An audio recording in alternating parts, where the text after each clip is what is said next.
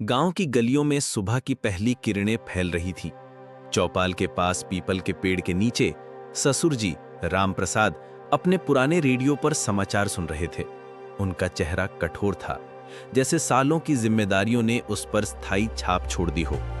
घर के आंगन में बहू सीमा चुपचाप पानी भर रही थी।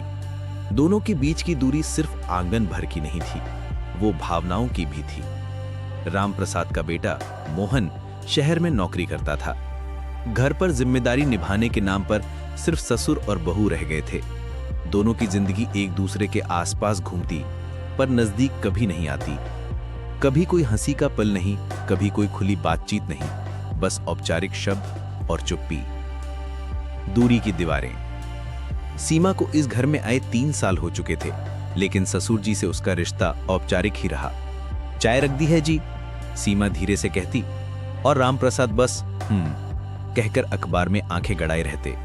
सीमा को याद था, शादी के शुरू में उसने कई बार कोशिश की थी, उनके मन का खाना बनाने की, उनके खेतों में हाथ बटाने की या पुरानी कहानियां सुनने की। पर रामप्रसाद का चेहरा अक्सर कठोर हो जाता। उन्हें लगता नई पीढ़ी घर गृहस्थी के नियम नहीं समझती, और सीमा को लगता पुरानी पीढ़ी बहुओं को सिर्फ काम करने वाली मानती है।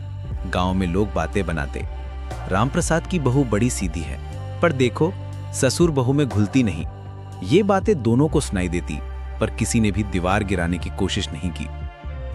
पहला मोड़। एक दिन बारिश के मौसम में रामप्रसाद खेत से लौटे तो तेज बुखार में थे। सीमा ने तुरंत चाय बनाई, गर्म पानी से पैर धोने को रखा और उनके कमरे में बैठ गई। दवा ले लीजिए, बुखार बढ़ जाएगा, उसने कहा। रामप्रसाद ने पहले तो अनदेखा किया, फिर धीरे से दवा ले ली। उस रात सीमा ने उनके लिए दलिया बनाया और पास में बैठकर पूछा, कभी कभी आपको मेरी याद मोहन की याद की तरह आती है? रामप्रसाद ने पहली बार उसकी आंखों में देखा। बहुत कम बोलती हो तुम, उन्होंने धीरे से कहा। पर हां, जब वो शहर में है तो घर सूना लगता है, और तुम भी तो इस घर में अकेली हो। ये छोटा सा वाक्य सीमा के दिल को छू गया। पहली बार उसे लगा शायद ये कठोरता उनके स्वभाव का हिस्सा नहीं, बल्कि अकेलेपन का है। पुराने घाव। कुछ दिन बाद सीमा ने हिम्मत करके पूछा, ससुर जी आप हमेशा इतने चुप क्यों रहते हैं? रामप्रसाद ने लंबी सांस ली। जब तुम्हारी सास जिंदा थी घर में हंसी गूंजती थी, पर उसके जाने के बाद मैंने बातें करना छोड़ दिया, और जब बेटा शहर चला गया तो बस चुप्पी रह गई। सीमा ने उनकी आंखों में आंसू देखे। उसे पहली बार एहसास हुआ कि उनकी कठोरता के पीछे दर्द की मोटी परत है। उस दिन से उसने ठान लिया वो इस चुप्पी को तोड़ेगी। रिश्ता पनपना। सीमा ने धीरे धीरे उनके खाने में बदलाव लाना शुरू किया। वो व्यंजन बनाने लगी जो सासू माँ बनाती थीं।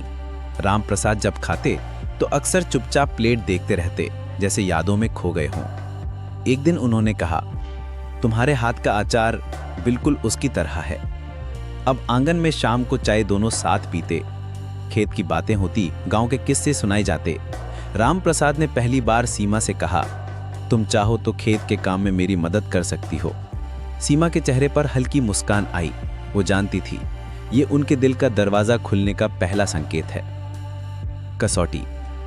एक दिन शहर से खबर आई कि मोहन का एक्सीडेंट हो गया है। रामप्रसाद और सीमा तुरंत शहर पहुंचे। मोहन को गंभीर चोट आई थी और कई दिन अस्पताल में रहना था। इन दिनों सीमा ने सब कुछ संभाल लिया, दवाओं से लेकर कागजी काम तक। रामप्रसाद जो कभी अपनी बहू के फैसलों पर भरोसा नहीं करते थे, अब पूरी तरह उसी पर निर्भर हो गए थे। एक रात अस्पताल के बाहर बैठे बैठे रामप्रसाद ने कहा, तुमने आज साबित कर दिया कि बहू सिर्फ घर की जिम्मेदारी नहीं, परिवार का सहारा होती है। सीमा की आंखें भर आईं। और आपने साबित कर दिया कि ससुर सिर्फ नियम बनाने वाला नहीं, सहारा देने वाला भी होता है। रिश्ते की नई परिभाषा। मोहन के ठीक होने के बाद घर लौटते समय रामप्रसाद ने चौपाल पर सबके सामने कहा, यह मेरी बहू नहीं, मेरी बेटी है। गांव के लोग चौंक गए और सीमा का चेहरा गर्व से भर उठा। अब घर में चुप्पी दी जगह बातें होती, तकरार भी होती और हंसी भी। रामप्रसाद सुबह खेत जाते तो सीमा उनके लिए पानी और गुड़ तैयार रखती, और शाम को वो दोनों आंगन में बैठकर सासू मां की पुरानी कहानियां सुनते। समापन। समय ने दोनों को बदल दिया, दूरी की दीवारें टूट गईं। रामप्रसाद अब समझते थे कि बहू को अपनाने का मतलब सिर्फ जिम्मेदारी देना नहीं, उसे अपने दिल में जगह देना है। और सीमा जान गई थी कि ससुर को समझने के लिए उनके अतीत को महसूस करना जरूरी है।